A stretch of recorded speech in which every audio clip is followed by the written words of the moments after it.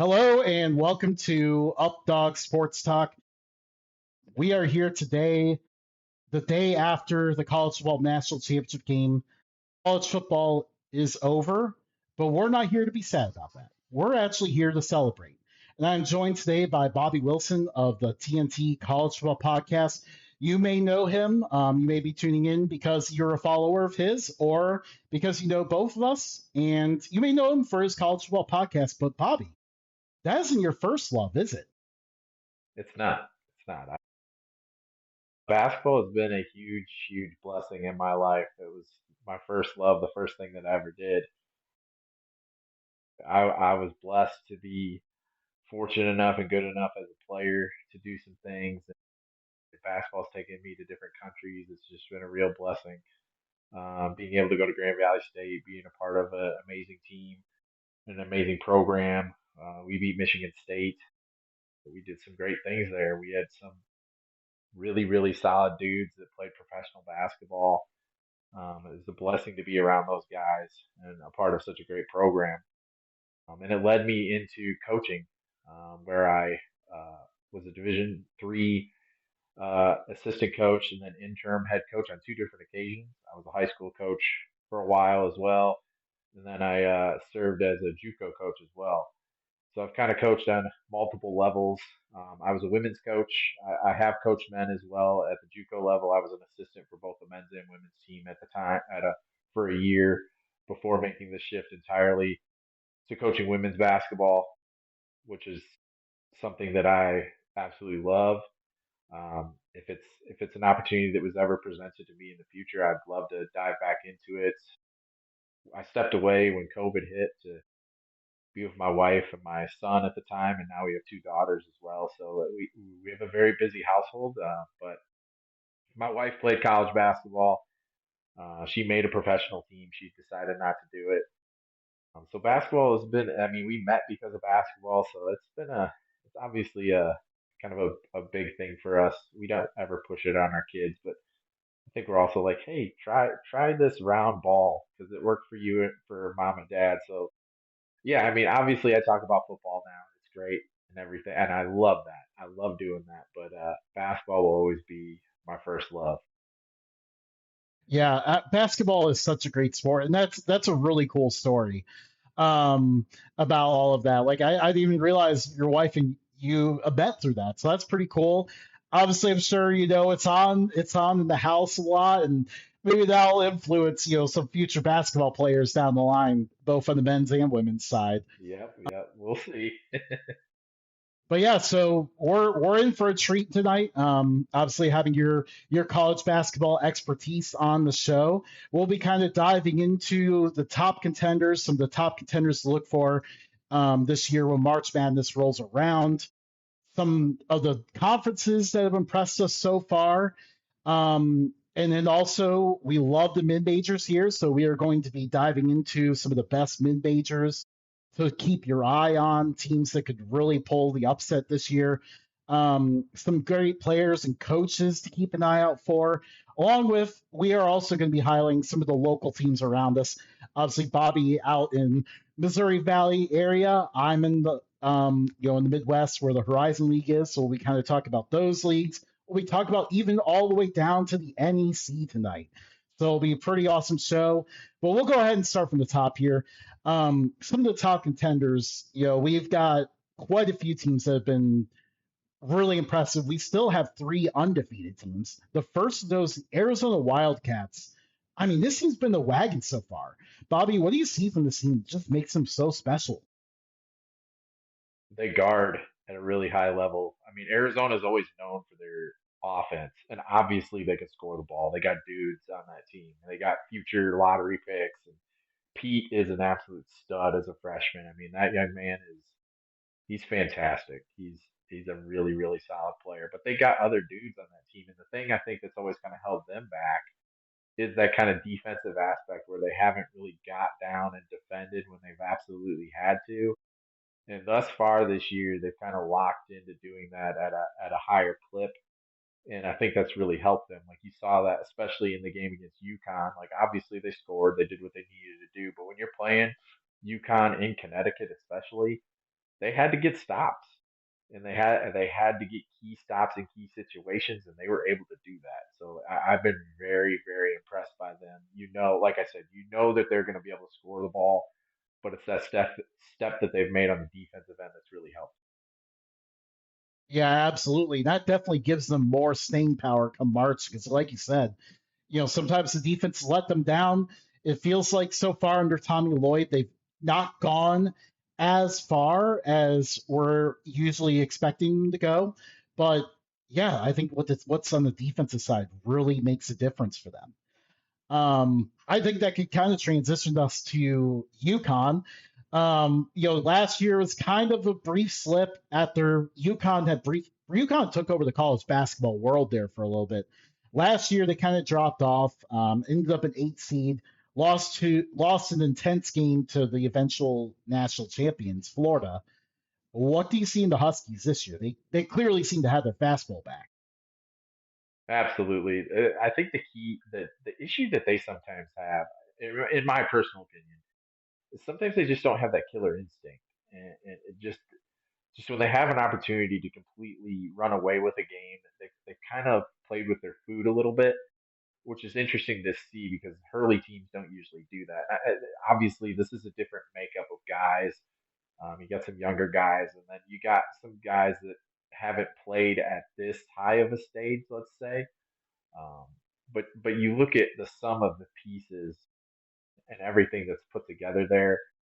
That's a program that I trust moving into March as things get going. The Big East isn't as good this year as it's been. I firmly believe that they're going to put themselves in a place to have some really good success. Obviously, they guard at a good level, and we know they're going to run their sets to death, and they're going to beat you into submission, and that's what they do, and they do a really, really good job. Absolutely, this is definitely going to be a tough team to pick against. Depending on how the bracket shakes out. But so far, they definitely look to be really good, especially like you said on that defensive end. They are relentless on that side of the ball. We can go to another team that is undefeated. What is the surprise stories of the sport? The Nebraska Cornhuskers still have never won an NCAA tournament game in their program's history, and they continue on the track they're on. Either we're going to see a crazy upset or they're going to get that done. What do you think about I the think it's pretty. Cornhuskers? I think we could say that they're going to get the tournament win this year. In all seriousness, though, I mean they're a really good basketball team. I think it's really cool to see, like, you see Indiana win the football national championship yesterday. Everybody knows Indiana is a basketball school. Everybody knows Nebraska is a football school. Now they're undefeated in basketball. So it's just tremendous to see those kind of changing of the guards, let's say. But Nebraska is they're just one of those teams that they do all the things the right way. I think you look at them, they're not going to be the most talented team on the floor each and every game, but they're going to have guys. They're just dudes. They're just playing hard. They uh, they do what Coach Hoiberg is telling them and asking them to do, and that's another thing. They have fantastic leadership, as all these upper echelon teams do. But Coach Hoiberg has been there and done that at a high level. At a program like a Nebraska that's kind of out there and not necessarily known as like a powerhouse. So it's just really cool to see what they've become. And I know a lot of people kind of look at them and say, "Oh, who have they played or whatever?" But I mean, they beat Michigan State. They beat some legit teams. I mean, they're not going anywhere.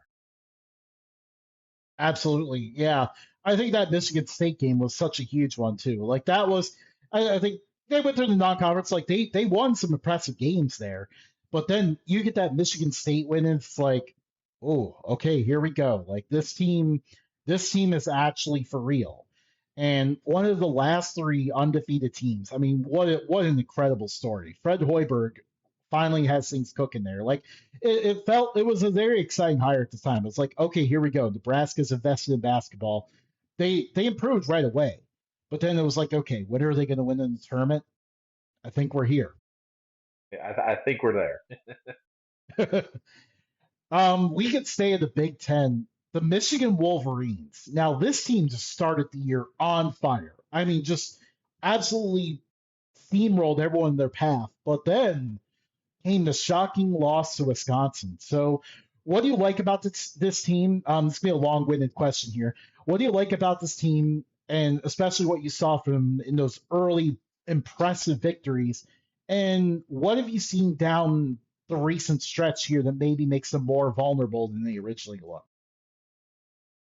Well, I will try to say this as unbiasedly as I can because growing up as a kid, Michigan was the program I wanted to play for and be a part of. That's thanks to my dad um, being there, going there, and such. Um, they are when they're clicking, Michigan is the best team in the country. Offensively, when they're clicking, teams can't touch them. Then they lock down defensively in a way that is it's suffocating. And they when they hired Dusty May, I texted one of my best friends and I said, Michigan's going to win a national championship under Dusty May, and it's going to happen fairly quickly. Now, I don't know if I knew it would happen in just a couple of years, like it could happen this year. But Dusty May, what he did at FAU, you give him the resources that Michigan has, I mean, the sky's the limit, and he's proven that. He's done a tremendous job in the transfer portal, especially this year. He hit on all of those guys. I mean, Lindenborg is arguably the best player in college basketball. Cadeau has been tremendous. You can go down the line. There's other guys too. I don't need to mention all of them, but when they were rolling, um, they were just playing at such an unbelievable level. As a player and a coach, you know that that's not sustainable. You know you're not going to do that for an entire season. It's just. I mean, you just can't. But they were beating highly ranked teams. I mean, they killed Gonzaga. I mean, they killed everybody they played. They were winning every game by 30 or 40 points. When you get into conference play, all these teams know you, and they've scouted you to a level that would seem to most people would be insanity. I've been there as a coach. I mean, you do it. It's an exhausting process, but you do what you got to do. So I'm not surprised by like what some of these teams have done. Now, am I surprised that they lost at home against Wisconsin? Sure. I expected those losses to come on the road. The Penn State game in particular, I'm not necessarily as surprised by that because that's probably the most difficult place to play in the Big Ten just because it's out kind of in the middle of nowhere. It's just always that obscure game that a lot of teams in the Big Ten have trouble with. Now, obviously, Michigan has some extremely difficult games moving forward. Obviously, Purdue, Illinois. You can go down the line of all the ranked Big Ten teams that they're going to have to play, um, and you know it's coming. Um, just to just like I said, to sustain the success that they were having, it just wasn't. It's just not feasible. But at the same time, like you know that they can get to that level at any point if they're clicking. So to me personally, and I know I'm a little biased, like I said, but to me they've been the best team thus far. And I know they have a loss, and I know Arizona doesn't. I just feel like if they played on a neutral floor, I'm going to pick Michigan right now. I would pick Michigan. Yeah, yeah, it's going to be very interesting. Like, I mean, for a few weeks there, it was like, man, when can we just get to Arizona, Michigan, Right, and the national right. title? But yeah, now with the one loss, we'll have to see how it pans out. I mean, there's a few elite teams here. Hmm. But yeah, Dusty May is an impressive coach. Like the FA, what he did at FAU, and just like completely transformed that program, got them to the Final Four was just so impressive. I figured, he was going to be a fantastic hire for wherever he ended up. Hmm. Um, I certainly think some people down here in Ohio are probably like, okay, we hired some guy internally while while he got, while Michigan got Dusty Bay. So I know some people are down here in Ohio are probably not happy about that, but hey, Michigan took their shot on it and they made the big hire, and that team is really, really good. Yeah, they are. And personally, I thought he was going to go to Indiana as an alum. But sometimes Yeah. as an alum, you don't necessarily, I mean, especially a program like Indiana, you have to win. and if you don't, like you're just gonna get fired. That and honestly, almost every job you take now at this point, you're gonna get fired. Like that's just it's the name of the game. But I understand why he might not have wanted that job because that is a very, very, very difficult position and situation because you're trying to like get that program back to a level that's probably not feasible. I don't think Indiana or any team is ever going to be like what they were. What they were in the 70s, 80s, and such. I mean, they were at such a completely different level than the rest of college basketball. I just don't think the transfer portal and NIL and all that allows for that to happen anymore. So I think that plays a huge role into it. And so I think like him taking the Michigan job in particular made sense for him because you're still in an elite program, but you're not in a position where you're going to have like this outside noise continuously bombarding you with the things that come with that Indiana job. Yeah, absolutely. I think it ended up making a lot of sense. We could stay in the Big Ten. Purdue also looking very impressive. I believe only one loss, oddly enough, at home to Iowa State. What are you seeing from the Boilermakers so far? They are who they are, and they're always going to be that. They're extremely well coached. I mean, that one game they lost to Iowa State is perplexing. I watched that game, and it was kind of like one of those things where you're just like, man, it wasn't their day. Clearly, I mean, you have those games where it's not your day. In Iowa State, it was their day. Clearly, I mean, it's one of those things where those kind of things happen from time to time. But ever since then, I mean, they just do what they're supposed to do. They beat teams that they're supposed to beat. They handle them. Sometimes it's a little closer than what people would like, but that's just the brand of basketball that they play. They're not going to ever wow you. They're just going to play basketball the right way. That's how Matt Painter does things. They're always just going to have big dudes and like smart players, and they just do things the right way. They're the type of team that, my personal opinion as a former coach, that they would be a coach's dream, honestly, because you just got a bunch of guys out there playing as a team, doing the things the right way, and doing what you ask them to do, and they do it at an elite level, obviously. So just my personal opinion, it just as a coach, you would love it. Yeah, absolutely. And it's kind of funny to see them evolve a little bit. They had the rough couple of years there where they lost in the tournament to St. Peter's, and then the following year to Fairleigh Dickinson. I kind of feel like you saw them evolve after that, and now you're seeing a little bit. I believe stronger guard play out of them is Yes, what we're yes, seeing, and less of the because for a long time, like I don't know what their pitch was, but they had a monopoly on those guys that were 7'3" and taller.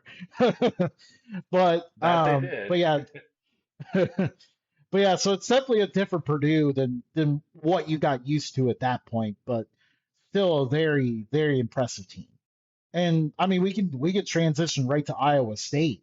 The Cyclones obviously off to they were one of the last five undefeated teams. Very hot start. Obviously had the very impressive win that we just mentioned against Purdue. Cyclones kind of had a rough week last week. They just finally got themselves back on the right track tonight when we are recording this podcast. What do you think about the Cyclones? I wonder if the Big 12 is just gonna kind of cannibalize itself, kind of like what the Big 10 used to do, and it's what the Big Ten has struggled with recently as well, from the perspective of like they all beat each other up. So then when it comes to March, it's just so hard for them to win because they're all just beat up and gassed. And I wonder, with the Big 12 being elite like it is, if that's going to take the toll on Iowa State and some of those other upper echelon teams in that conference. But you watch Iowa State, and they're fun. They're fun to watch. Like that's a team that's an exciting group, and I always kind of look at them like in the past, like they've always been like. I hope this isn't taken as a derogatory term, but kind of like a renegade type program where they've just added transfer guys from all over the place and kind of done things that way. And it helped. It worked for like Hoiberg when he was there, and like Steve Prohm when he was there, and some of the other guys that were there. And I think that like what they have going right now. One, they're extremely well coached. They do things the right way, but they just have athletes all across the board. And when you have the type of athletes that they have, it makes the things that they can do defensively a lot of fun. And we see that night in, night out. But there's going to be times I think where they're going to, like this past week, where they're going to run into some stretches, especially in conference play, where they're going to play teams that can defend at the level that they can, where their offense might not flow as well. And I think we kind of saw that this past week. So they're an elite team. They're one of those teams that can go win the national championship, but they're one that I look at and say, like, when they need to, like, get a bucket in a half court situation, what are they going to look to do? And obviously, they have guys that can do it. I mean, they're one of the best teams in the country. But comparing to them to some of the other teams that we've just talked about, that's one thing where I might look at them and question it compared to some of the other teams. Yeah, they kind of feel like a team with a very high upside, but they kind Mm-hmm. of come in, especially when you get to a tournament setting, like kind of come in with a little bit of risk. I feel like, Mm-hmm. Mm-hmm. yeah. So it'll be kind of interesting to see how that goes. I'm amazed how many teams there are that only have like a couple losses at this point. The Duke Blue Devils are another one of those. Obviously, this is kind of, I feel like, one of your usual where they have the talented freshmen. What are you seeing from them so far? Well, Boozer's as good as it gets, and just get him the ball and let him do stuff. I mean, it helps when you have the best player on the floor night in, night out. I mean, you don't have to be too smart of a coach to kind of like just say, "Hey, give it to the future NBA potential number one pick, and just get out of the way." But it's not just him; they got other guys too. Obviously, I think Coach Shire has done a really good job kind of growing into the role. I think at the beginning he was a little bit over his head, um, as anybody would. I mean, you're following arguably the greatest coach ever in Coach K. But you look at what he's been able to do over the past few years, and I applaud him for what he's been able to do there because that's the type of situation that you go into and you're like you're following, like I said, arguably the greatest coach ever, and you're put in a situation that's extremely difficult, and you're probably going to get fired. But the way he's doing things now, I mean, he he's taken it he's taken a big step. And I think this is a team that can win the whole thing because they have really good guard play, they have an elite player, they have all the pieces of like those vintage Duke teams. So I really, as much I've never been a Duke fan. I respect them obviously, and I respect what they've done and what they do. And I know they're a team that you either like or hate. That's kind of how it just is for most people. But I respect what they've done, and like I said, this is one of the. I think this team has a better chance to win the whole thing than even like that Zion Williamson led team. Just because Zion was elite, obviously, but the pieces around him necessarily weren't. Where like Boozer's elite, but the pieces around him are also maybe not elite, but they're really, really good. Absolutely, absolutely. This is definitely. It's kind of weird that it feels like they've kind of gone under the radar a little bit. Right, right. Like what Duke is under the radar. But yeah, like I think because of some of these other undefeated teams, they kind of have dropped below the radar a little bit. But the Blue Devils, they're right in there. Um, we go to another team that you're used to seeing up here, the Gonzaga Bulldogs. Now, their only loss was to Michigan by a lot, but otherwise, Gonzaga's been rolling so far. What do you think about this team? You watch them, and it's like, of course, I watched the Michigan game closely. And you're like, man, how did they get steamrolled that bad with the level of talent that they have? Feels like the big man's been there for 100 years, but he's solid. Obviously, you know what you're getting night in, night out from him. You're gonna get a double double almost every night. But you got multiple NBA guys. That's the big thing with them, and that's what they've turned into. And I think the big thing for them, especially this season and moving forward, is their conference has really taken a step up, and that really really helps them. They're obviously getting everyone's best test every night because it says Gonzaga across the chest. But now, like the teams that they're playing against are legit. Like St. Mary's has always been like one of those legit teams, but now you got Santa Clara, who's really good. San Francisco is solid. Seattle U has made a major step when they made the jump to the WCC. Washington State's competitive. Like you got multiple teams in that league that are just giving them a battle every single night. To the level where before it was literally them and St. Mary's, where now it's like okay, almost every night they're getting battle tested. I mean, even Pacific this year is significantly Yeah, better. So that league itself has really taken a step, which is really good to see because I mean, obviously Gonzaga is going to be leaving the league. There's rumors of some other teams as well. We'll see, but I think that league is in a very, very good spot moving forward even with Gonzaga gone. And I think from a national perspective too, a lot of people don't necessarily, as they shouldn't. Gonzaga's not a mid major; they're a high major. They're competing with all those teams. When you've been to Final Fours and title games like they have, you are that now. But the rest of the teams in their league have really taken a step, and I applaud them for that. But when you look at this team in particular, like you got NBA guys. yeah, So absolutely. night out, you're always going to have an opportunity. And in March, they have good. Gonzaga has good guard play, and that we know what leads you in March is good guard play. So they're going to have a chance in every single game they play. Yeah, absolutely. I think Gonzaga's on like a crazy streak of at least making it to Sweet 16 for like the last, I can't remember how many years it is, but definitely a very reliable pick to at least make it that far. And when you make it that far, Right. make it to the second weekend, you've got a chance. Anything's Um, possible at that point. yeah, 100%. And one of the bigger surprises, Vanderbilt, also one of the last five undefeated teams. Are the Commodores the best team in the SEC this year? I don't know. I think that's a terrible answer to give you.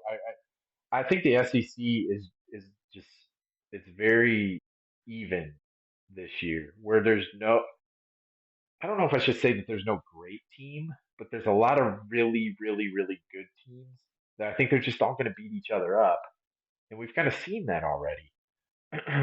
Vanderbilt, I mean, you got to give them credit what they've done in a very quick time frame.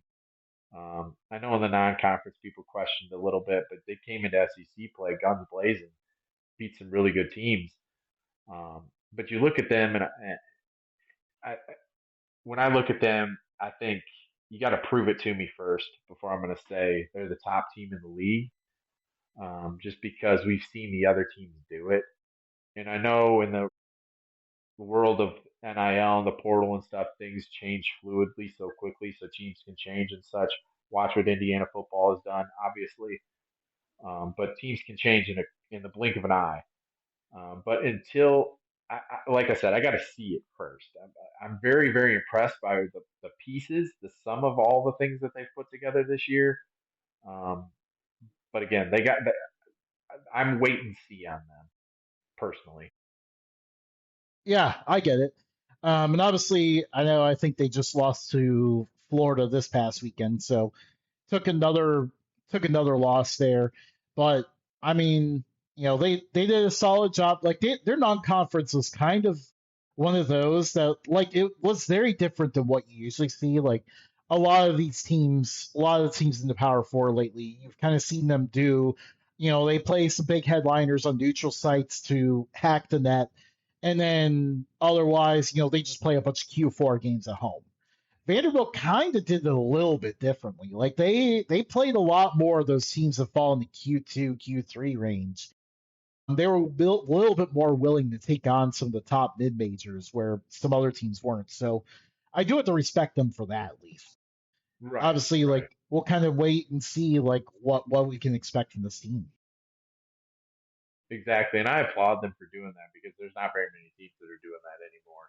So kudos to Vanderbilt, the coaching staff, for going out there and playing some of those teams that could have beat them, and it looks bad. But at the same time, like they beat those teams, and those are solid wins. Maybe not so to like fans that don't watch the game as closely, but they beat some really really solid mid-major teams that people might not necessarily know about, but you got to give them a lot of credit. Yeah, 100%. So I could kind of transition to us to our next topic here.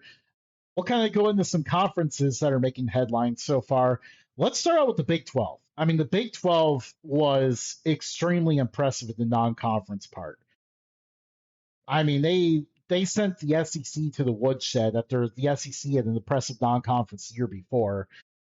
Just an extremely deep league, so many good teams. We have some of the teams we mentioned before, Arizona and Iowa State.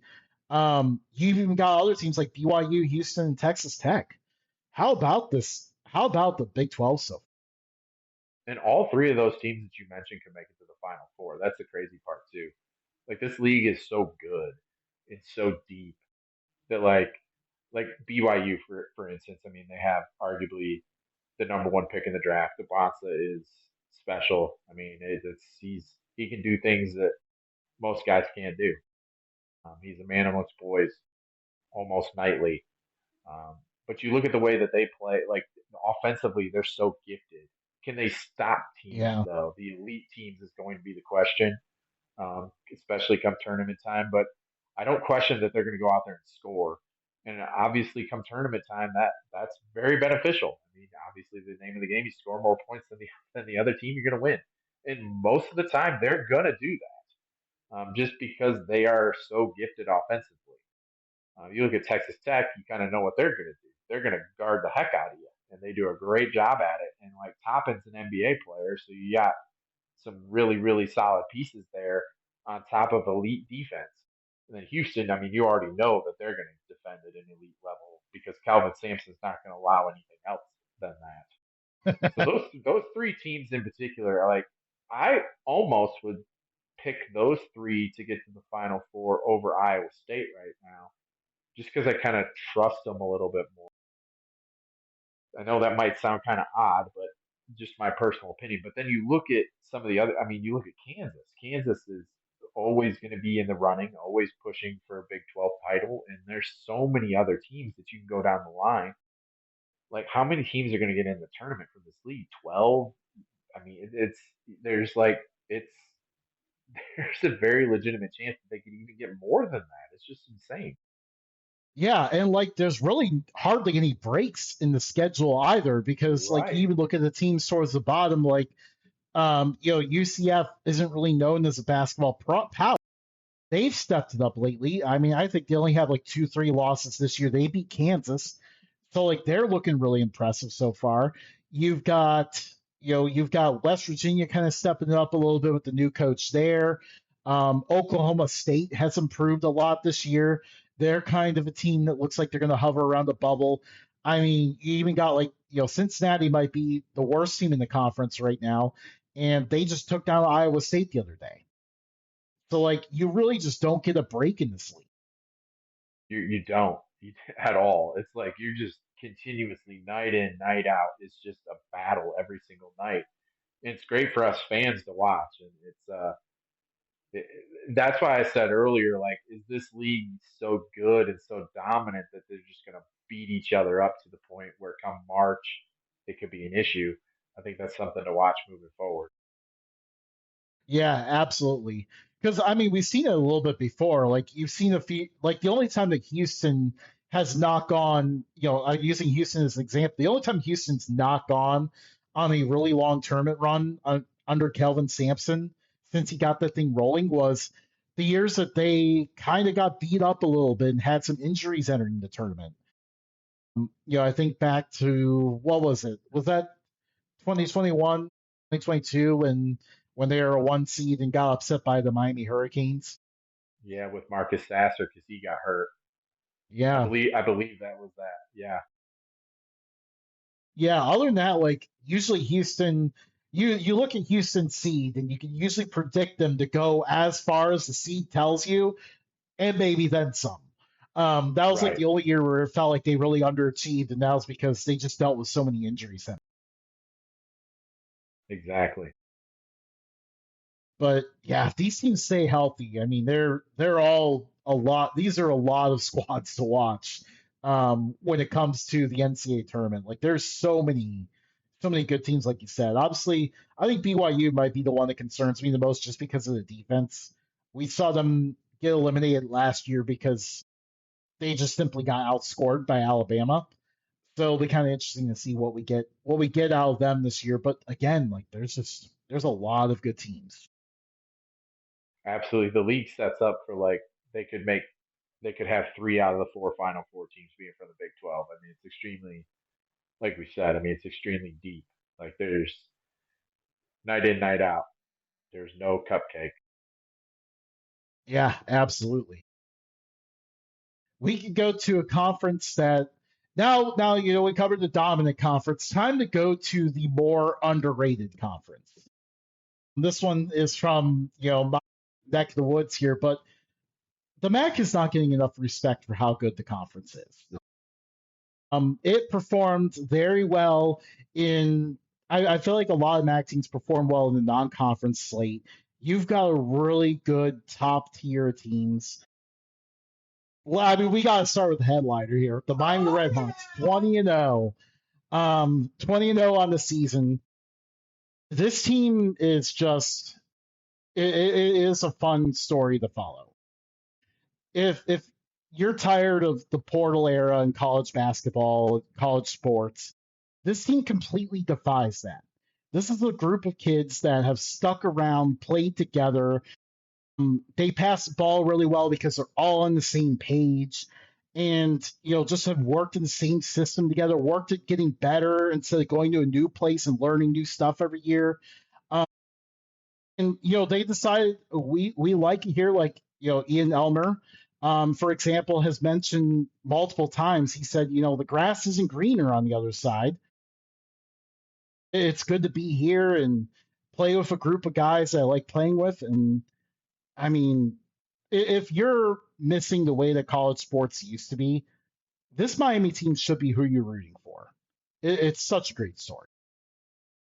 And they're really good too. I mean, they're like it's Suter is what he's doing, just filling it up. I mean, he might have an NBA future with what he's accomplished thus far this year. I mean, he's a stud.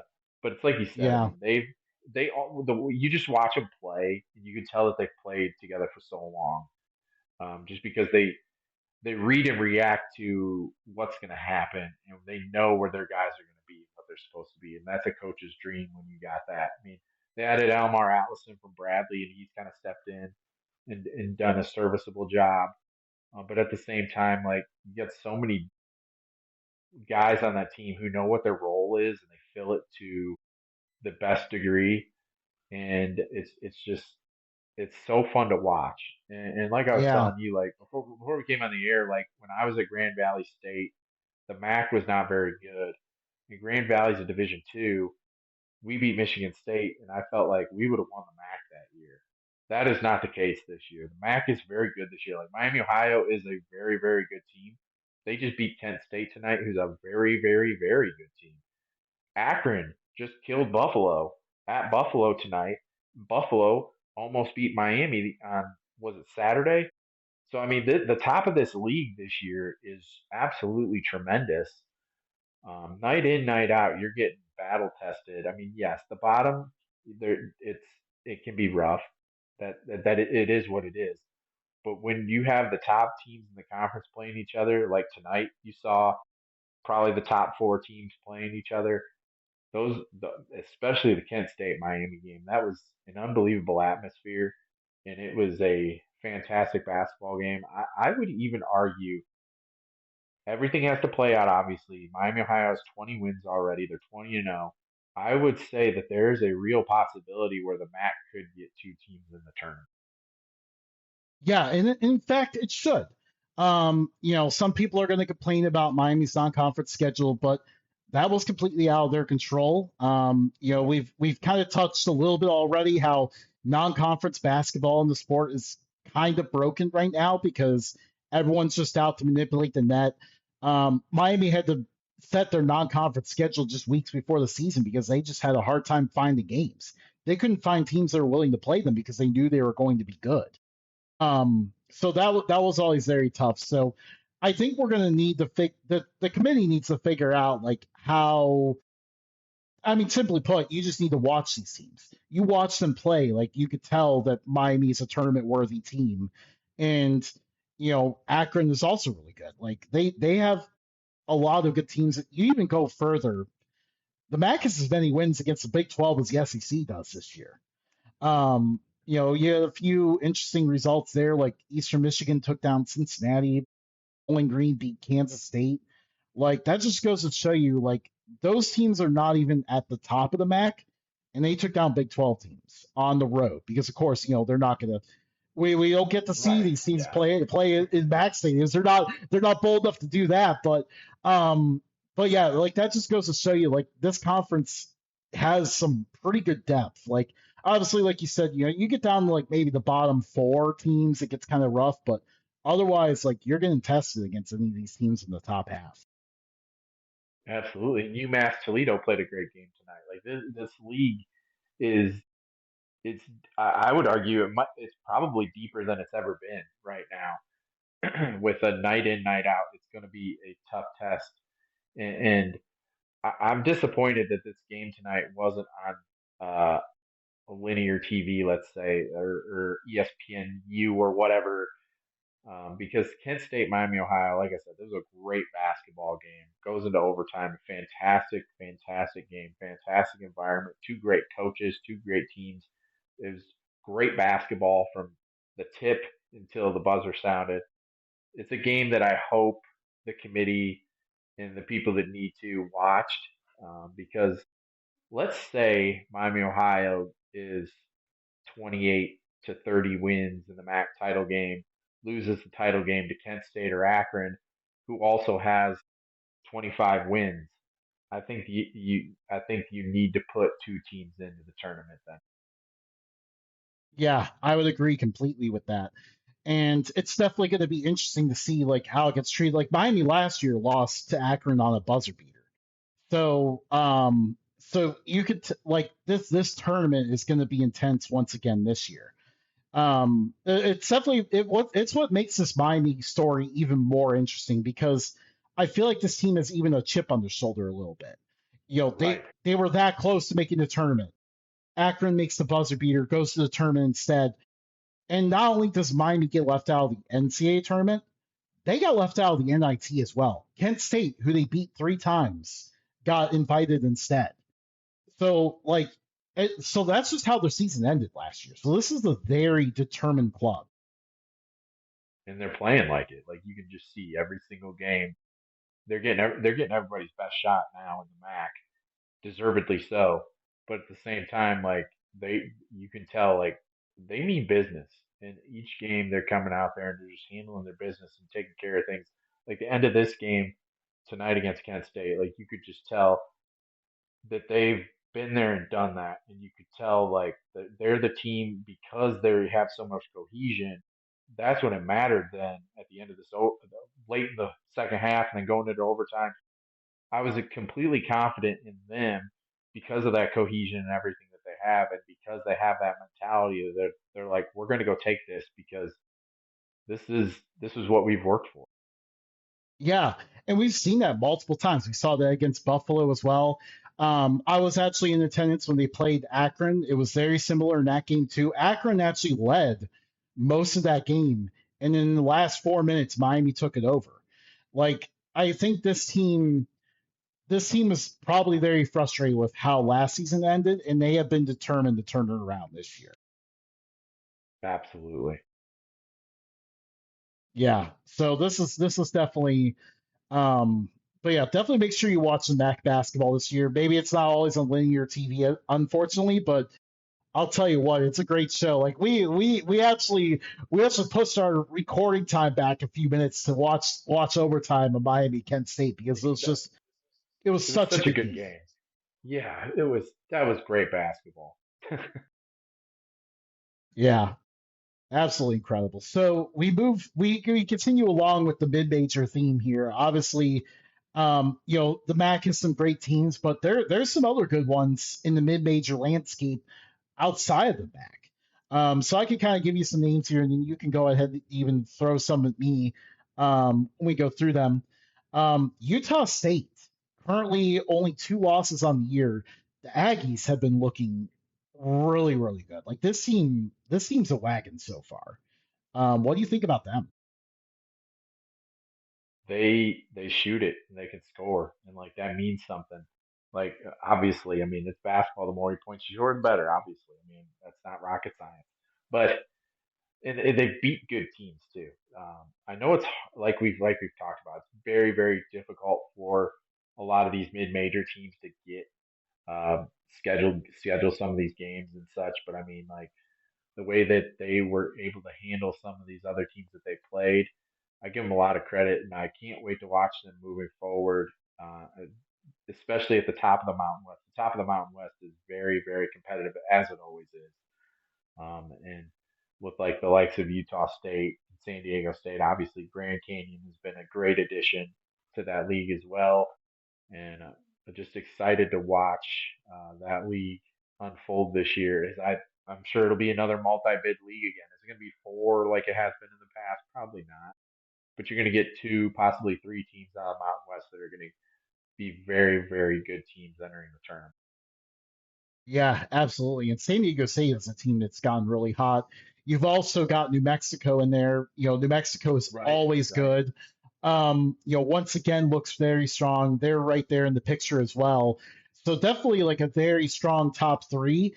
And then you got the rest of the conference with some good depth, like playing at Grand Canyon, never going to be an easy game. I know Boise State's a little bit down this year, but playing on the road against them is going to be tough.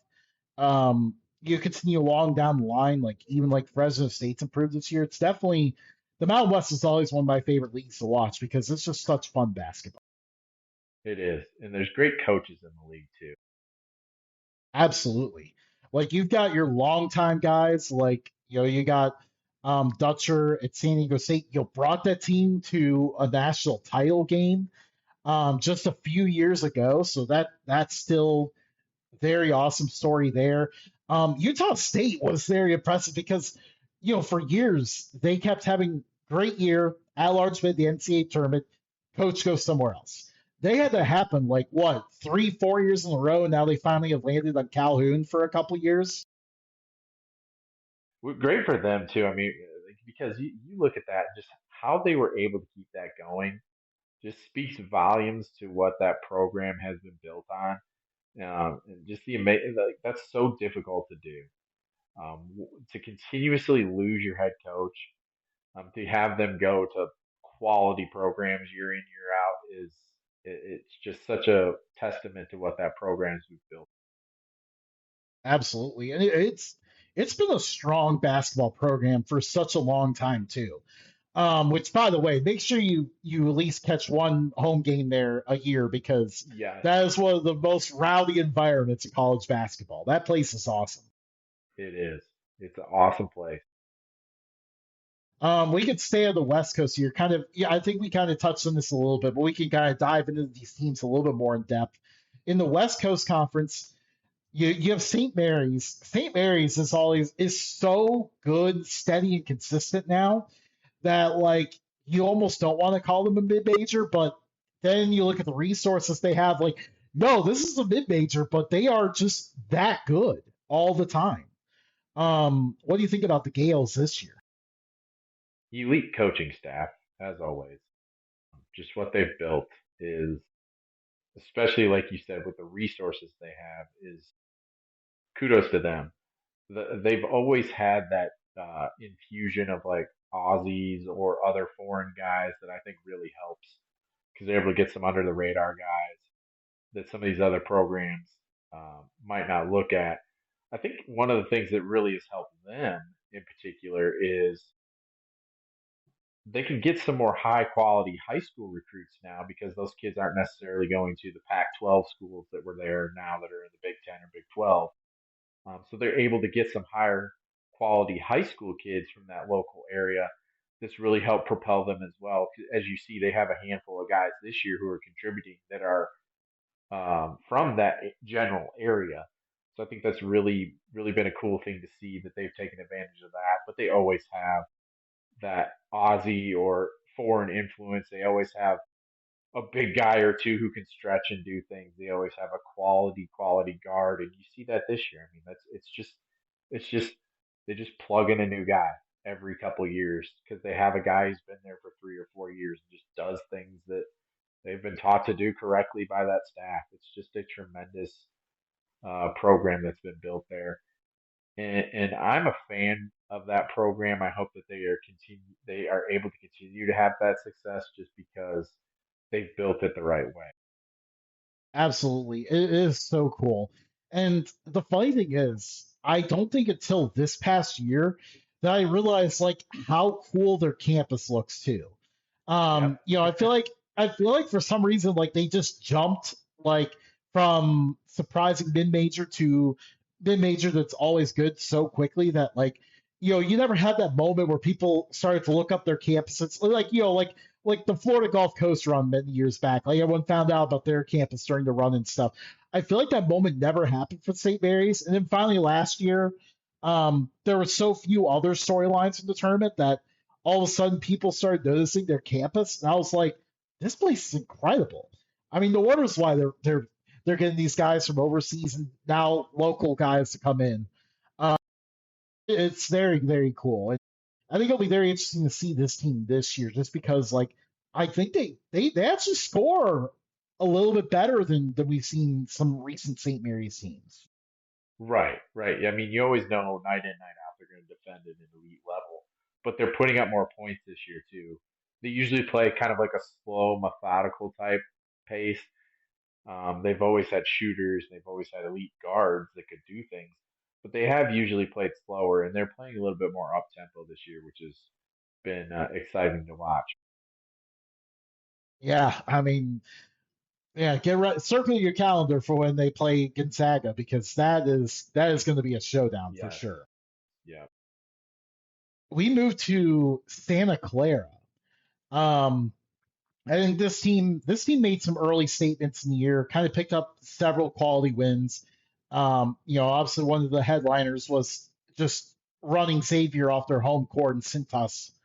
Um, and really they outside of a pretty rough like 3 game stretch, I think to start December, this team has looked really, really good. They got a huge statement victory over the aforementioned St. Mary's over the weekend. How about the Broncos? I think the thing that's really helped them is they've produced multiple NBA draft picks very recently. I mean, obviously Jalen Williams. You look at the kid who's at Golden State now. Like they've got other guys that have went to the league, and that's really helped kind of show other young men like, hey, you can come to this program, um, and Coach Sendek and company are going to help get you to that next level.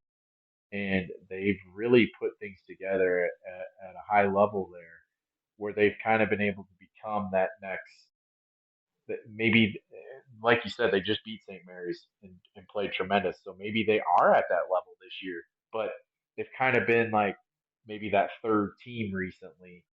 Whereas maybe this year they could take a step up and they could.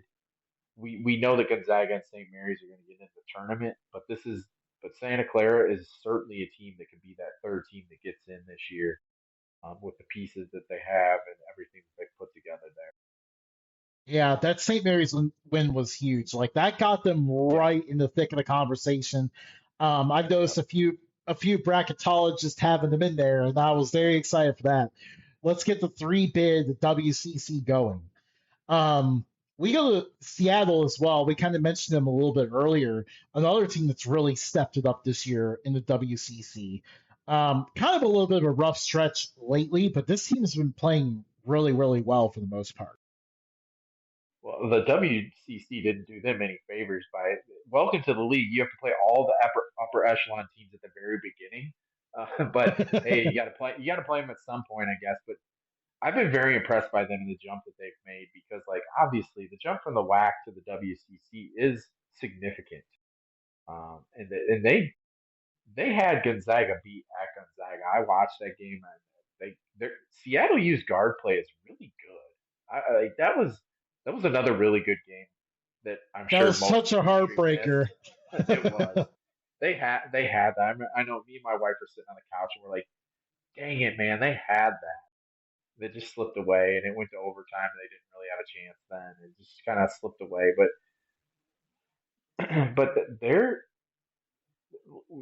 it's going to take a little time, obviously, to get to the level consistently to compete with the likes of St. Mary's and Santa Clara and San Francisco and such. But like we said, that to come into the league this quickly and fare the way that they are, I give them a lot. Absolutely. And some impressive non-conference performances too. Like when Yeah, one at Stanford, a team that everyone pretty much just pegged for the NCAA tournament at this point. North Carolina couldn't even win at Stanford.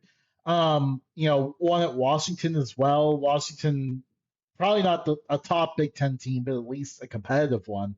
So, like, you had some pretty nice headlining performances there, too, from Seattle. I mean, man, if they had just gotten that Gonzaga one, we could be talking about the man, four bid WCC. right? Because that would have propelled them into some of these other games that they've played recently where they've lost. But at the same time, it's like they're a team that can get to the NIT and make some noise potentially. Just exciting to see the potential that that program has moving forward. Yeah, absolutely. Who knows? Maybe we'll see. Maybe if they can right the ship down the stretch, maybe the gauntlet that is the WCC bracket can give them a more favorable draw. A gauntlet is right. It really is. Like it's so spectacular. It's one of my favorite brackets. I Yeah, know, when you look at the picture of it, it's not the most aesthetically pleasing, but it is a great bracket when you want to reward your top teams for a great regular season. the only issue is Gonzaga always has like a week off. I know they do, and that's the thing, though. Like, I mean, it's very weird because it actually doesn't really benefit the West Coast Conference that much because usually Gonzaga and St. Mary's get the buys all the way to the end, and Right, usually they're already in the tournament. So, like, that's actually a case where you're kind of hoping for a spoiler, but right, usually right. they And they've they had don't it a make it couple times. through. Yeah, I mean, every once in a while you get like it's so kind of funny because every once in a while you get a team that kind of runs through part of the gauntlet. They can't make it all the way through, but it's very entertaining. Like I think Pepperdine last year kind of Yes, went on yeah, like yep, they ran through a few games. yep. Um, I remember I actually had a funny exchange with their official account because I was like, "Okay, guys, you're looking great so far. How about you bring that old logo back?" And they were like, "We tried." And I was like, what's the story here? And What is the then story? the person's like, no, please. The admin likes the comfort of a full time job. So we'll never know what the background is on that. But they're very entertaining team and account. We can go to some more of the mid majors here. Liberty looking very strong again. Conference USA is a deep conference, but Liberty's kind of rising above that so far. Yeah, they kind of have set themselves apart from everybody else in the league. And like you said, it's a very competitive league. Game in, game out, you don't know who's going to win. I mean, teams are winning on the road too, so it's like you just don't know how it's going to pan out. But thus far, Liberty has kind of set themselves apart from the rest of the pack. They're going to be a team like they got to win the tournament, got to win CUSA tournament to get into the NCAA tournament. But they're a team like you're not going to want to see them as say a 13, 14 seed. Yeah, absolutely. Because, Liberty plays that like slow, frustrating pace that a lot of the high majors do not want to see. Like that is not a fun matchup to get. Obviously last year they made the tournament. Unfortunately, they had to play Oregon, who they're as a program are very much cursed against. But, usually they are a team that you don't want to see them pop up on Selection Sunday, that's for sure. And really, Right, like they have an impressive win. They won at Dayton this year. Like that's actually a really good win. right. The top of the A10 is legit as always. especially to go to UD Arena. It's an unbelievable place to play. Hmm. I've seen a game there before. It's a fantastic environment. Like to get a win there, that speaks to being a talented team.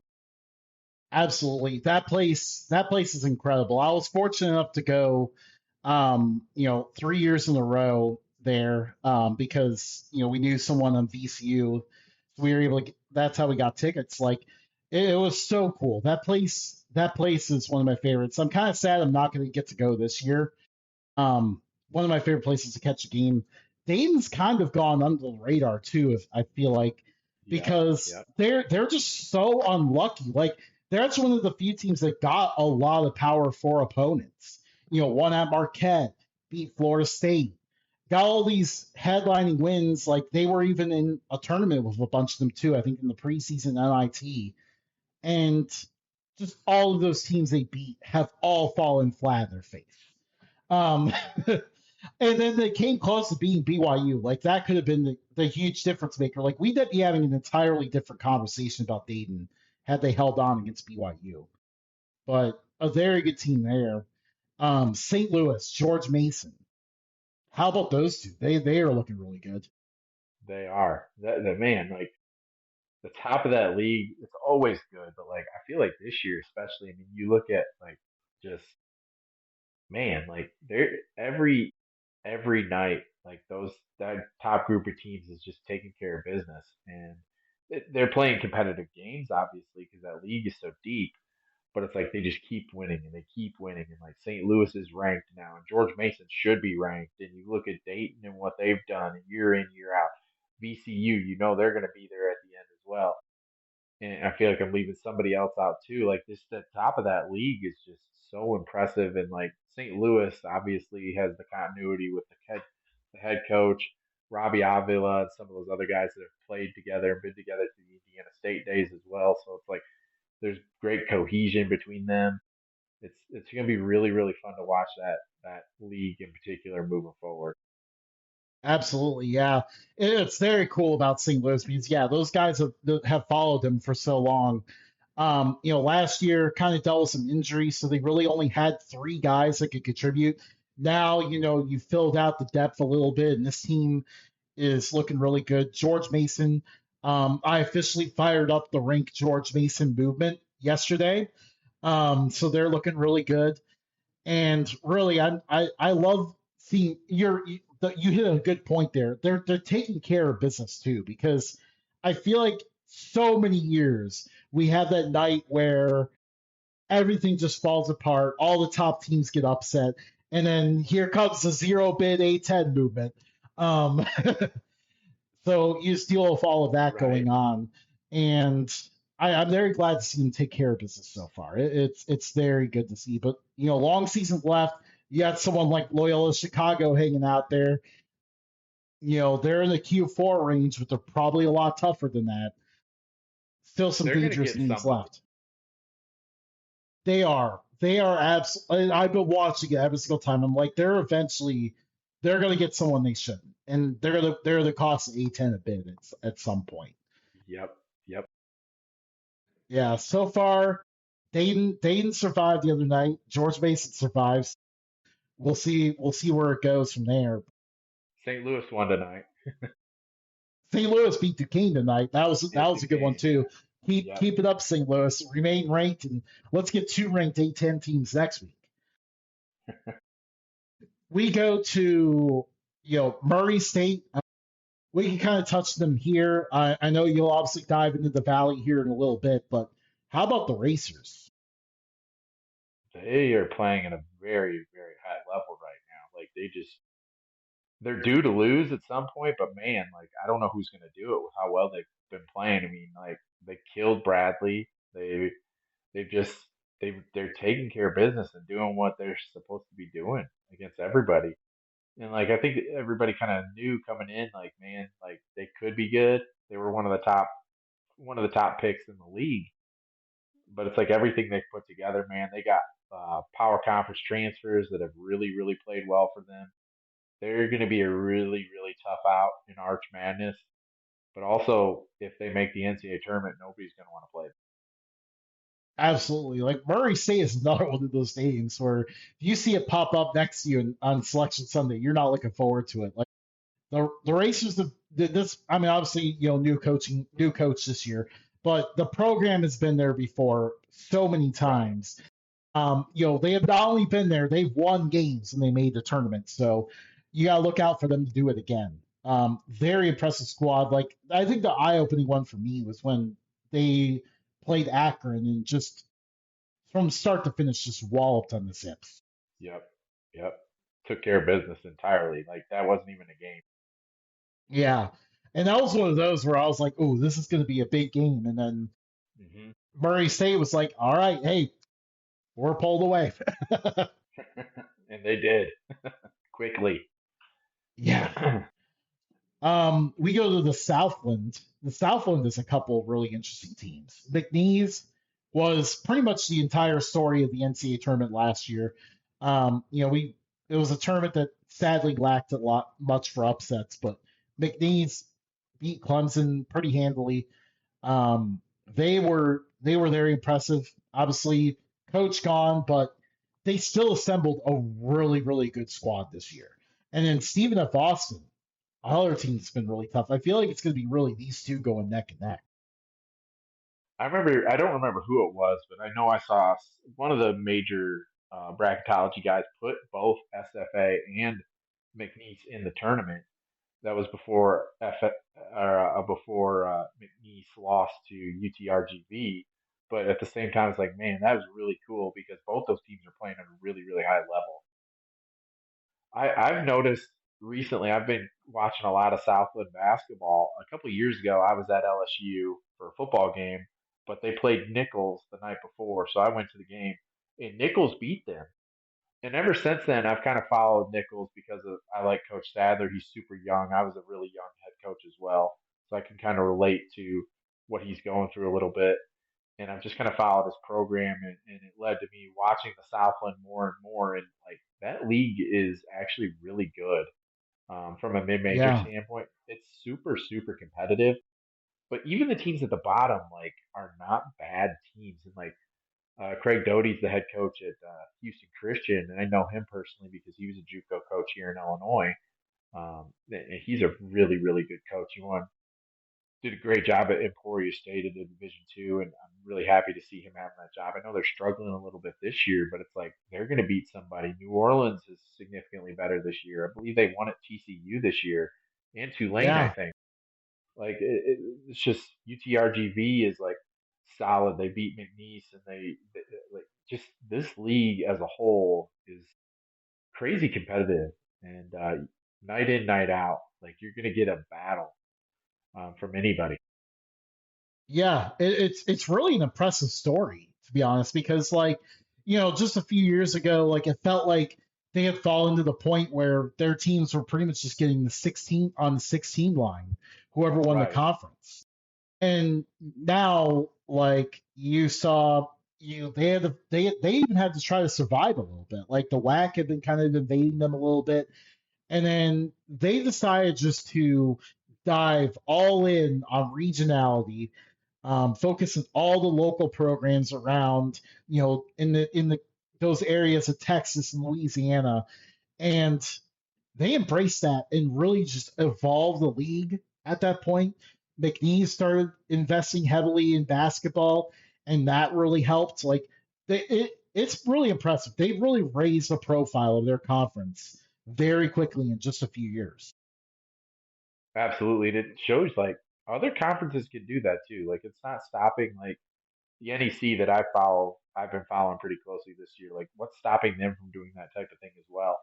Or you can name other conferences obviously, but it's like the regionality aspect that the Southland has bought into with Texas and Louisiana, I think just makes it's awesome.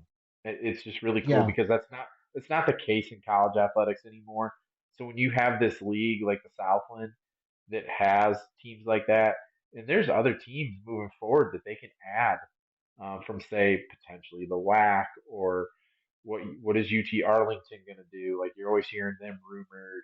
I mean, I know they're in the WAC, but you always hear rumors of them. Like I've even heard rumors of them in the Missouri Valley and like other things. Like Uh, what about if you wanted to spread your footprint a little bit into like say Central Arkansas or there's so many things that they could do that that they they have a really good thing going.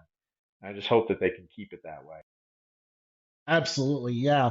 And like I found myself ever since they did that, I found myself very drawn to catching Southland, well, Southland sports in general, but obviously like Southland basketball. I've been much more drawn to it ever since they really just went it all in this regionality. Like I think it's fun for college sports when you have all these teams that are close together playing each other. Like every game is intense because of that. And I think the thing that's really helped them is they play a lot of their conference games Saturday and Monday. Like maybe not as many people are watching their games on Saturday because you got so many other games, but on Monday there's not as many games, so you're able to watch that league and really focus in on it. And I hope fans are doing that, that they're watching those games because these games there's legitimate players. Like you look at the rosters of these teams, these guys are transfers from legitimate programs. Like you're in a really good area for recruiting when it comes to New Orleans, with the Louisiana schools, and obviously the Texas schools. You have Dallas, Houston. You go down the line of all the major cities in Texas that you can get some of these guys from. So I think it's really helped a lot of those programs, and obviously the success McNeese has had recently has really helped. I mean, obviously they've put into making their program better financially, and it shows. Yeah, absolutely. Southland Mondays are a must on your calendar at some point Yes, because yes. it is so great. And Stephen of Austin, like they're a great story too because their program was on a really high level for a while there, right around the COVID time. Really, they made the tournament once, were like a shot away from the Sweet 16, made it again, and then the season that got canceled, or the tournament got canceled because of COVID. Oh, they rolled into Cameron Indoor Stadium and beat Duke that year. Um, and like that team was slated to make the tournament before it got canceled. And really, they never really found their way back up after that until this year. And it's really back to what we saw from those teams back then. Like they're a team that defends really hard. Just a really exciting squad to watch.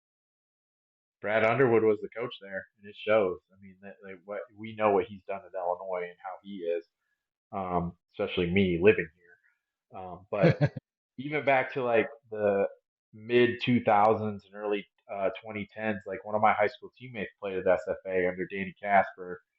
I can give you some stories about him, but we'll leave those for off the air because I'm sure some people have heard some of those stories. But he had solid teams too that defended at an elite level. Um, that's just kind of been the name of their program. Like they defend and that's what they do. When they're good, that's their calling card, and they're doing it again this year. Yeah, absolutely. We go to another one of our favorite conferences to watch. I know we talked about this one off air, but the Big West. The Big West has been very exciting this year once again. Like last year, probably should have been a two-bid conference. UC Irvine Yeah. got robbed a little bit, but UC San Diego was so close to a first round win last year. They're once again in the mix, but Hawaii, they're a fantastic story as well. That team's been a ton of fun to watch. So I worked second shift for a few years, and being a basketball guy, I would get home and Hawaii would be the only game on TV. So I got to watching them, and for the past couple of years, I've watched every single one of their games. I love the sets that Iran Ganat runs, their head coach. I think he's a tremendous coach. I know last year they underachieved, but they had some issues, underlying issues and such. But you watch their team this year, they are so entertaining to watch. They are elite defensively. They're top 20 in basically every defensive category. They are they defend at such a high level and it's fun. But this year they're scoring too. Like they're playing more up tempo, which is not Iran Ganat's style, but because of the players that they have this year, they're able to do that. And it's a really fun team to watch. Like Dre Bullock, their stud wing, like that kid is one of the better athletes I've seen. Like he is a high flyer, but he's also like super talented too. Like some of the plays he can make defensively. he's blocking shots, but he's getting his hands in passing lanes, getting a lot of steals. Like Aaron Hunkin-Clater, their point guard, is super super talented. One of those like great assist to turnover ratio guys, and he's from Hawaii, so that's really cool too. They just got some really fun pieces. They're older, like I think their average age is 24. I want to say like uh, Isaac Big Fish Johnson, their center's married. Like, and I think Hunter Erickson is too as well. Like, these are older guys, Yeah. and you can tell by the way they play too. Like, they kind of have a little bit of that YMCA rec league type of game, but it's like obviously at a higher level, of course, because these are like legitimate Division One athletes. Um, but they're a team, trust me, that you do not want to see. If they make the tournament, you don't want to see them because of the how high of a level they defend at, and they're shooting the three much better this year. So they're a team that could get somebody come the NCAA tournament. Yeah, you got some tournament experience there in the Big Fish.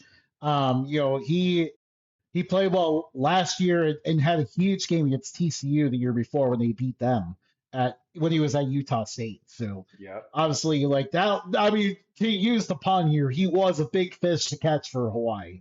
That was definitely a huge absolutely, pickup. literally. Um, yeah, incredible player.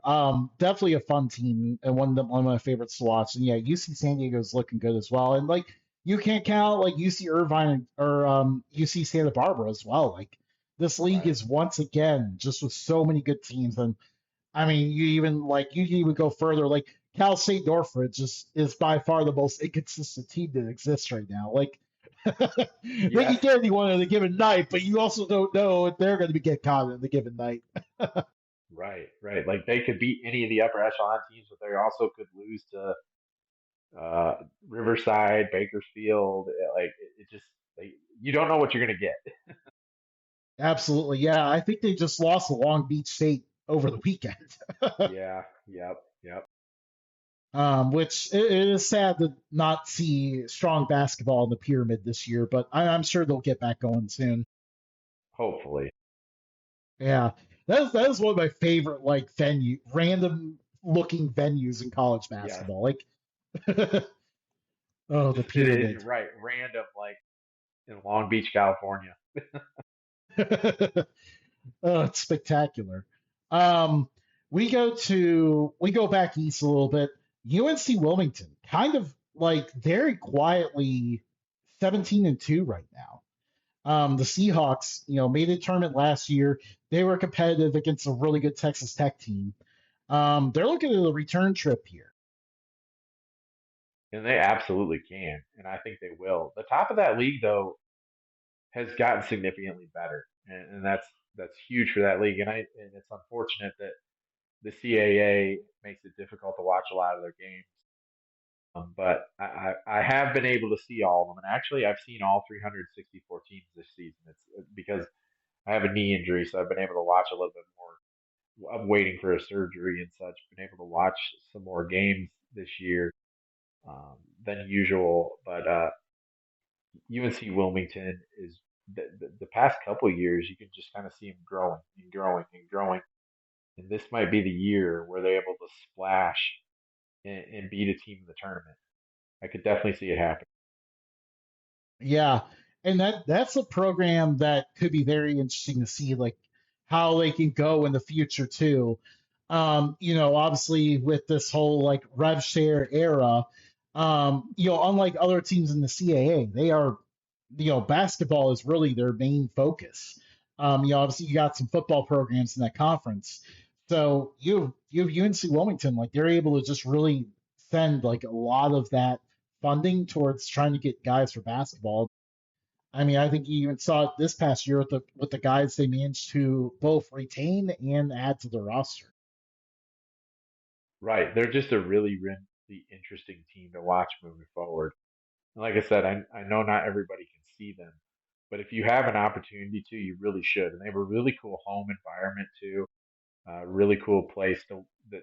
I've never been there, but like when you watch it on TV and such, it looks like a really cool place. Yeah, absolutely. It is really cool. And like you every once in a while you get a chance to catch these teams. Yeah, They put CAA basketball every once in a while on, um, they put them on CBS Sports Network, and that yes, is the yes, time to catch them. Because yeah, it's really cool. Like we had a treat. I think that was yesterday, yeah. where It was they multiple games. yeah, and it was a blast to watch. Like that was really cool. You're gonna get your chances to see UNC Wilmington coming up. You've got a couple Thursdays in a row coming up late January into February where you're gonna get to see them play. You have a game at Towson. Talking about that cool home environment. Circle your calendar. Tuesday or Thursday, February 5th. UNC Wilmington hosts William and Mary. William and Mary is a very fun team to watch as well. Yes, Check the that night game before out. the night before my surgery, so I'll be able to lock in. But yeah, yeah, I love when they do that. Like it's nice to kind of get that CAA basketball outside of the trappings of flow sports. Yes, Um, yes. Which we don't need to get now, started on oh yeah, yeah. We're sticking to mostly positive things tonight. Yeah, so like one of the more all over the place teams in college basketball, the Troy Trojans.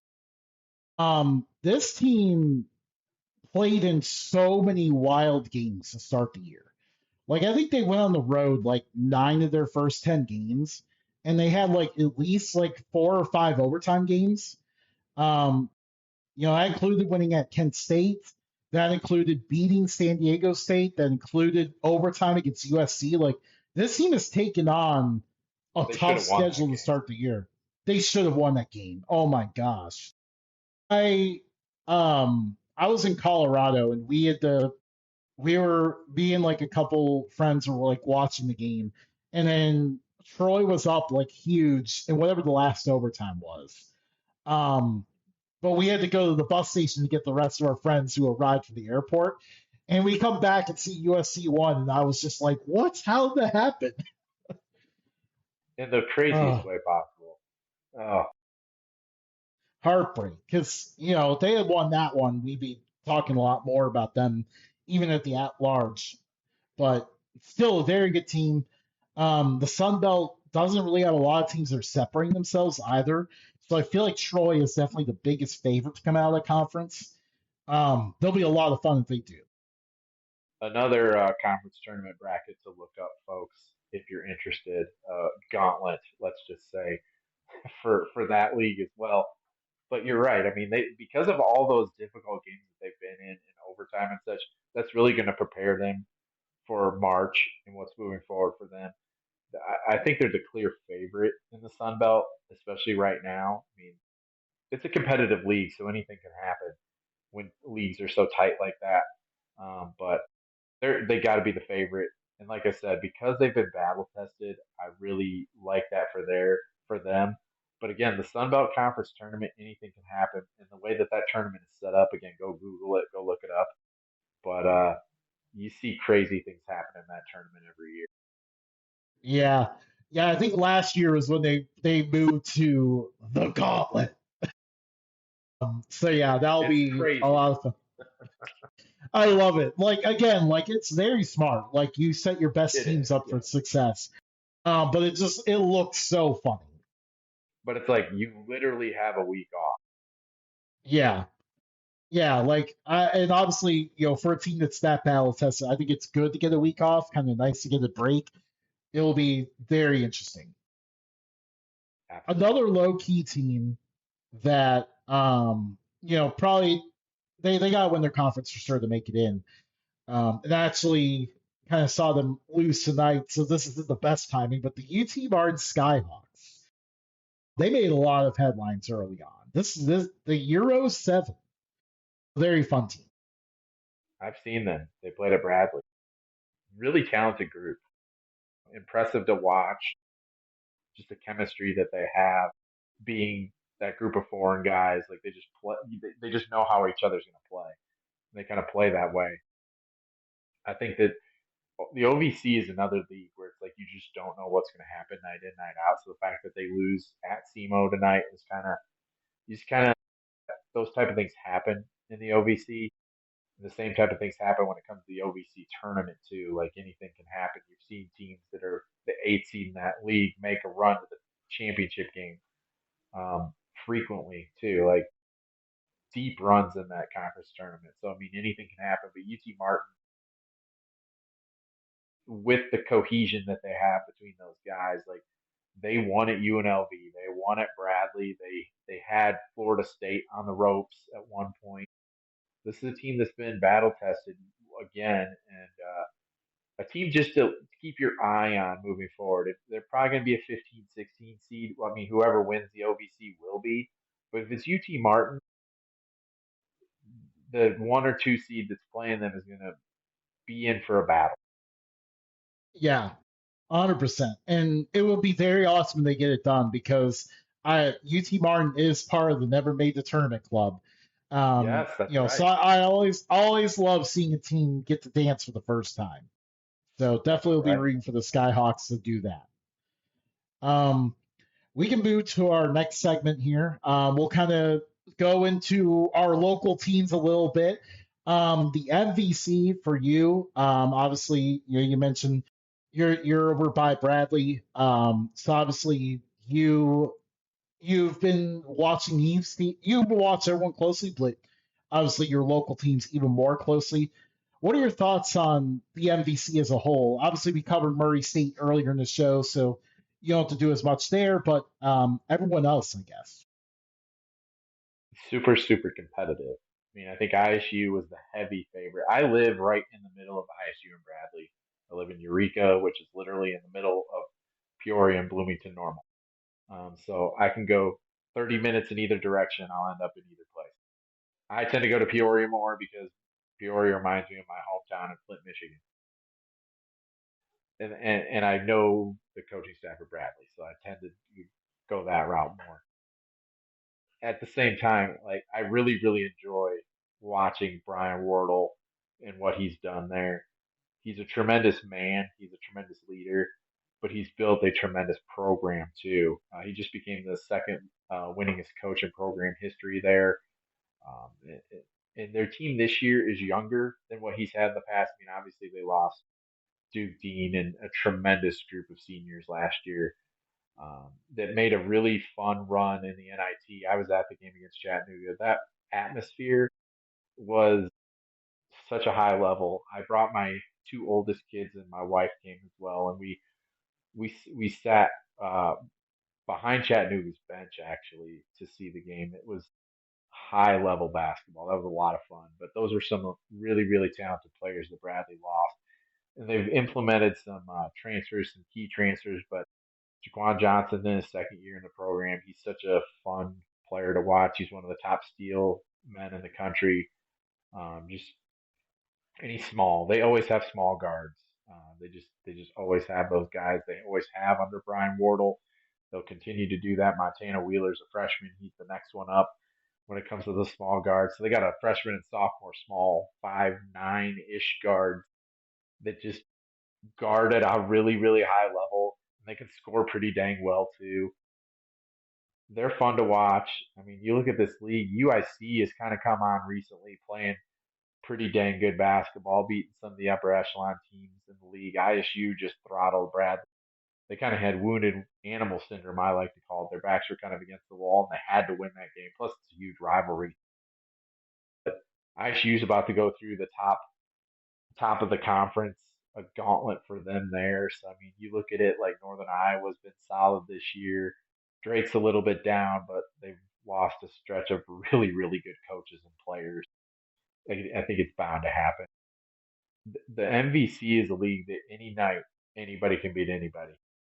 Bradley needed overtime to beat one win Evansville team. Evansville's like 1-7, I believe, in the league, 1-8 or whatever it is. Bradley needed overtime to beat them. So it's a league any given night anybody can beat it. Yeah, absolutely. And like Belmont has been in a ton of crazy games Yes, lately. yes, They've been yes. looking really good, and They they can shoot it. lost absolutely. Like they surprisingly lost at home, and then immediately followed it up by winning on the road in Northern Iowa, and then Had another crazy comeback win recently. They've been very all over the place. So it's definitely just such a fun competitive league. Obviously, Arch Absolutely. Madness is one of your best tournaments you're going to see every year.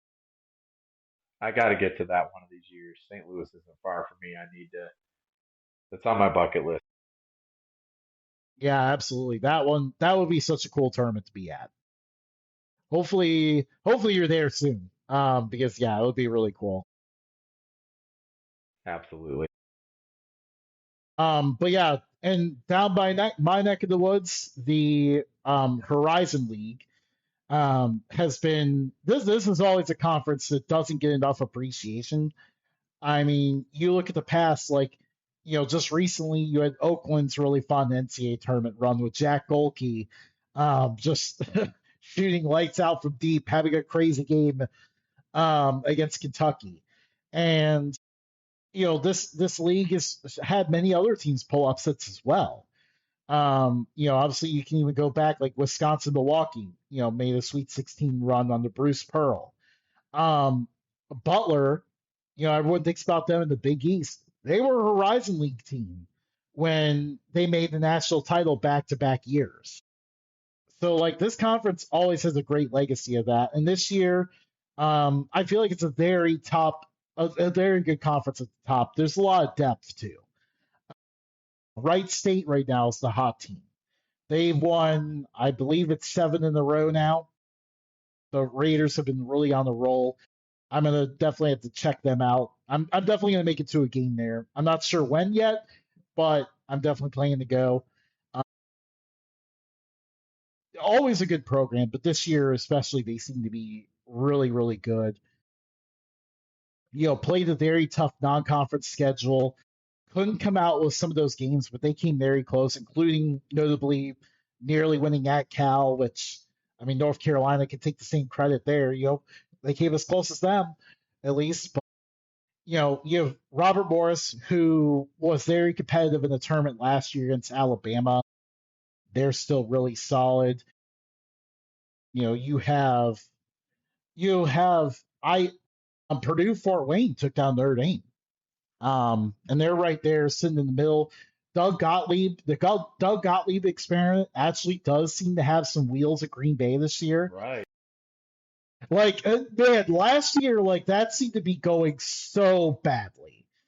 And he's really turned it around this year, very quietly having a very solid year, and they're right there in the mix at the top of the conference.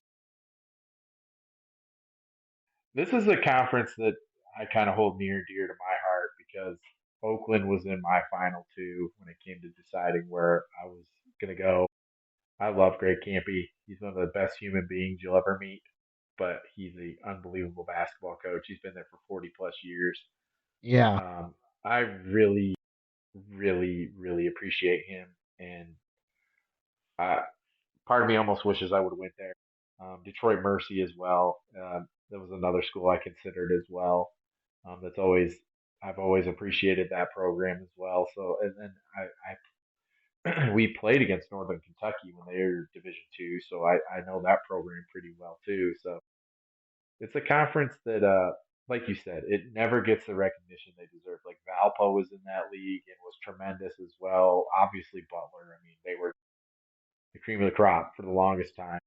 You look at Loyola, UIC. I mean, there were so many really good teams in that league. That right now it's so competitive that anybody could win that league. Yeah, absolutely. Yeah, and Oakland, obviously, they played a very tough non-conference schedule. Like they took on all takers, and I mean they didn't come out of a win, but man, they came close a few times. They played Purdue really tough on the road. Nearly came out with that one. Nearly beat UCF. That is a team that you don't want to see in March. And obviously, NKU, they got a few good guys too. I got to experience them in person just last week. Obviously, we were very fortunate enough to be credentialed for that game when they took on Detroit Mercy. Um, Wells had an incredible game. LJ Wells going for 35 points in that one, and he put up 35 the hard way. It wasn't like he got hot from three or anything. No, he just had like a run where like he just kept taking it inside, was just more physical than Detroit was, and was able to go and get those tough points to get to 35. And they got one of the more interesting glue guys in Ethan Elliott that I've really seen. He's a young guy on the team, but actually, I noticed like during the game, like I was like, he's doing a pretty good job like helping to facilitate the offense. And actually, um, it was actually Coach Darren Horn's press conference after the game where he mentioned him, that he might have the best assist to turnover ratio in college basketball. Like most guys, if you're at a 3-1, like you're doing good. His is like around 10-1, I believe. At least it Unreal. was after that game. I'm not sure where it is after the Robert Morris game, but man, I mean that is an incredible assist to turnover ratio. Unbelievable. Yeah. And I mean to be doing like I think I remember he was like a freshman. So like to be doing it that young too is really incredible. Just like he never lights up the scoreboard, but he's one of those guys that just really helps facilitate this offense. And you got a lot of guys that have really stuck with the coach for a while. So I think NKU is one of the cooler stories in the conference. And it's another venue, folks. If you're ever wondering, like, look up that arena. It's a beautiful, beautiful venue. Yeah, absolutely. I mean, obviously, we're a Cincinnati-based podcast, guys. Get down there, go to a game. I highly recommend it. Um, it's definitely a lot of fun and easy ticket to get, well worth your time. And again, like a very good and exciting club to see this year too. So we'll kind of go towards the end here, which is, you've been doing some power rankings for the NEC for the our friends over at the NEC Blitz. Shout out to them. So, what are you seeing from the NEC so? This is again a league that is crazy competitive. Um, they take their lumps in the non-conference. I think people realize that. But if you look at LIU and Central Connecticut State, CCSU, they have both fared very well in the non-conference slate. LIU almost beat Mississippi State. There was a couple other teams as well, but they were right there. Um, Central Connecticut State won at Boston College and uh, and Rutgers. So I mean, this Yeah, is Rutgers as well. and Darren Smith Jr. is one of the better players in America that a lot of people don't know about from CCSU. I mean, this young man is a can get a double double every night, points or rebounds. He's 20 points almost every night. He's getting 10 boards pretty consistently. This is a young man who's a very talented player, and I believe he's only a sophomore too. Like he's probably going to be somewhere different next year, but kudos to him. I mean, you got to give him credit for that. It's just a tremendous job. And then like Lemoyne has Shiloh Johnson, who's a really, really talented big man. He's 6'9" and a really, really solid player for the Dolphins. And there's just other teams in this league as well. Like Chicago State beat Bowling Green, I believe it was. And like there's some other teams in this league where you don't. I mean, New Haven is brand new for Division Two, and they're on a 3 game winning streak in conference play right now. Like this is a night in, night out. You don't know what you're going to get. Like LIU has kind of set themselves apart, I believe, from my personal opinion, watching a lot of the games, that they've kind of set themselves apart from the perspective of like they have some really, really, really good guards, and that means a lot in March. But the thing is they're not deep. They don't sub a lot, so those guys are playing a lot of minutes. They are, but they're talented, man. Like they got 3 or 4 guys that can get 20 on a nightly basis. I pray none of those guys get hurt because they're a talented group. If you see either one of those teams, CCSU or LIU, as a 16 seed, you're going to be in for a battle. You will be tested by one of those two um, because they got some guys who can play on those teams. They really do. Yeah, absolutely. And if we can avoid having more days like Saturday, obviously both of them got upset on Saturday. If we avoid But having that just speaks to the competitiveness of the league. absolutely. But like I feel like those teams are even like a threat to potentially even hit the 15 line, which is a pretty good accomplishment for this conference. We'll have Absolutely. to wait and see. Obviously, we don't know how much work the committee actually does there. Obviously, you have last year's example where Norfolk State was very clearly like probably closer to the 14 line than the 16 line, but somehow got slated as a 16 against the best team in the country. Um, obviously we don't know what to expect from them. It's entirely possible that you just see NEC champ and slot them at 16 in the play-in game. Those two teams, if you've seen them play, like it feels like they've earned potentially a higher seed than that as long as they can remain consistent. I agree. I mean, those two in particular, like they've set themselves apart in the league, and like I said, they played very very well in a non-conference slate against some very talented teams. So their teams, like I said, they're teams that you're not going to want to see. Um, if you're one of those upper echelon teams getting the 1-2 seed, you're going to be in for a battle.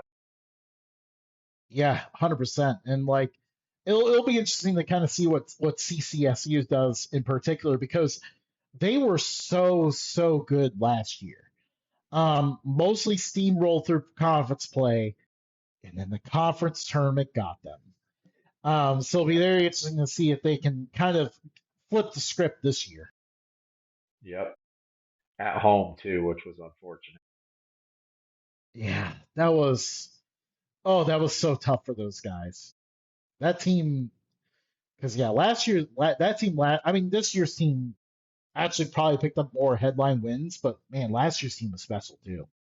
Yes, yep. I think last year's team could have made an argument to.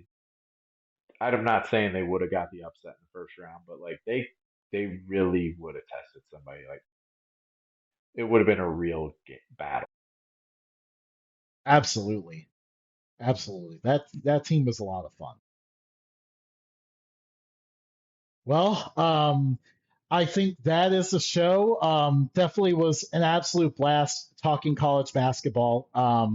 There's so many teams, so many storylines. I mean, we could go all night with this, and have a blast doing it. But thank you, Bobby, for joining the show tonight. It was fantastic having you on here. Your former player and coach mindset is something that I think really is a really good analysis of the game. So where can the people find you? Absolutely, I appreciate it. Thank you for having me. I hope the passion that I have for the game and the sport is evident. Hoping maybe in the future, if it's in the cards, if God wants me to do it, I would love to coach again. We'll see. We'll see what He has in store for me. You can always follow me on Twitter X. Personally, on my personal account at Coach underscore B Will. I post a lot more basketball type stuff on there, and then of course my podcast at the TNT College Football Podcast, TNT College Foot One on social media there. Obviously, I do a ton of work when it comes to college football, with a focus on Connecticut, but at the same time doing a national perspective and everything. I try to come away from discussions from more of a coaching side of things, interviewing coaches and players, and we're doing that a lot more with the off season now. I tend not to do that during the season because I've been there as a player and coach. I don't want to bombard them and bother them because I know what they're going through from that perspective. But during the off season, I'm going to do a lot of that. It'll be a lot of fun. Feel free to follow. That's the off season, so I got to start getting ready to break down teams again. I break down every team at the FBS level. It's an undertaking, but it is a lot of fun to do. Yeah, it is really awesome. Always enjoy seeing those previews and just the in-depth, really the depth of breakdown that you're able to do each year. It's definitely a lot of work, but definitely just so great to see. It's a lot of fun. It really is. It's a lot of work, but it's a it's a labor of love. Like I really love doing it. I really do. Yeah, and I mean, like I know, like very similarly, like obviously we do a preview of most of the teams in college football. Maybe we don't do them for some of the more well known ones, just because usually those are pretty well covered. But Um, Right. it's a lot of work, but man, like it's just so worth it when you get to see the excitement of the fan bases for a new year, Yeah. and all the buzz around that. It's so great.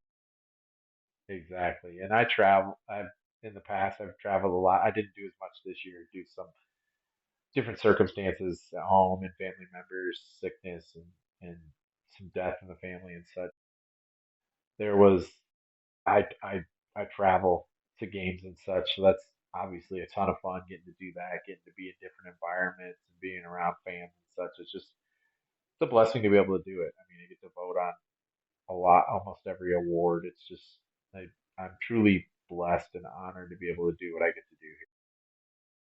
Yeah, absolutely. And it's always a joy to see, what you're doing, the content you're putting out, and just all doing it with a God first perspective too. It's really cool. That's the number one thing with the platform that I do have. I want that's the number one thing. That's what we're here to do. We're create disciples, and that's my job as a Christian man, as a Christian in general, is just to pour into people and just help people in any way I can. Try to raise up a generation of believers who put God first in everything we do. Absolutely. Amen to that. Um, well, thank you again for tuning in. Obviously, make sure you follow Bobby at the TNT podcast and his coach Bobby Wilson account as well. And of course, if you're not already subscribed to us, be sure to like and subscribe our channel. We'll continue to get you through college football season, celebrate the college basketball season, and everything else. Thanks for tuning in, and have a good one, everyone.